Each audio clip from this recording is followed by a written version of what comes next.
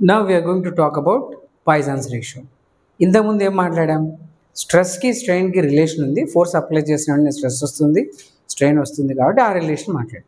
అలాగే dimension change గురించి స్ట్రెయిన్లో మాట్లాడుతున్నప్పుడు ఏం చూసాము, అరే ఒక డైమెన్షన్లోనే మనం ఫోర్స్ అప్లై చేసినా 2 డైమెన్షన్స్ మారుతున్నాయని చూసాం కదా. దాని గురించి మాట్లాడడానికే ఫర్ ఎగ్జాంపుల్ ఇక్కడ చూడు, ఇది లెంత్ వైస్ ఉంది, ఓకే, లెంత్ ఉంది, ఇది డయామీటర్ అనుకున్నాం. ఇప్పుడు ఫోర్స్ అప్లై చేసిన తర్వాత ఏమవుతుంది, డైమెన్షనల్ చేంజెస్ అనేవి 2 వేస్లో కూడా వస్తుంది అని మాట్లాడుతున్నాం కదా. ఆ రిలేషన్ని ఫామ్ చేయడానికే డైమెన్షనల్ రేషియో. దీన్ని మ్యూ ఆర్ 1/m అని కూడా తీసుకుంటారు, ఓకే, మ్యూ లేదా 1/m అంటే పాయిసన్స్ రేషియో మ్యూ అనుకున్నాం. అంటే ఏంటి సార్ అంటే, Poisson's ratio mu equals to lateral strain to longitudinal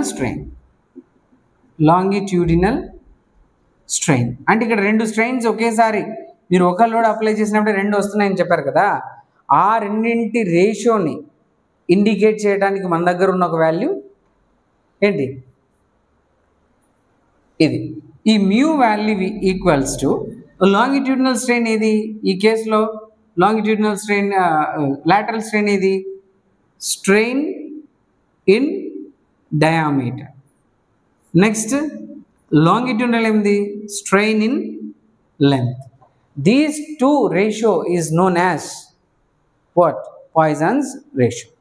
ఇప్పుడు ఇక్కడ సార్ నాకు లాంగిట్యూడినల్ స్ట్రెయిన్ తెలుసు, దానివల్ల నేను లాటరల్ స్ట్రెయిన్ని కనుక్కోవచ్చునా అంటే కనుక్కోవచ్చు. దానికే కదా ఇప్పుడు పాయిసన్స్ రేషియో కనిపెడుతుంది.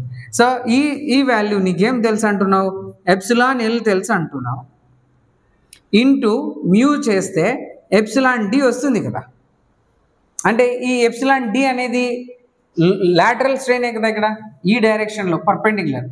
ఇది వచ్చేసి ఏమనుకుంటున్నావు, ఇది వచ్చేసి లాటరల్, ఇది వచ్చేసి లాంగిట్యూడినల్ ఏంటి, స్ట్రెయిన్, ఈ స్ట్రెయిన్ ఎప్సిలాన్ ఎల్, లాటరల్ ఏంటి ఎప్సిలాన్ డి.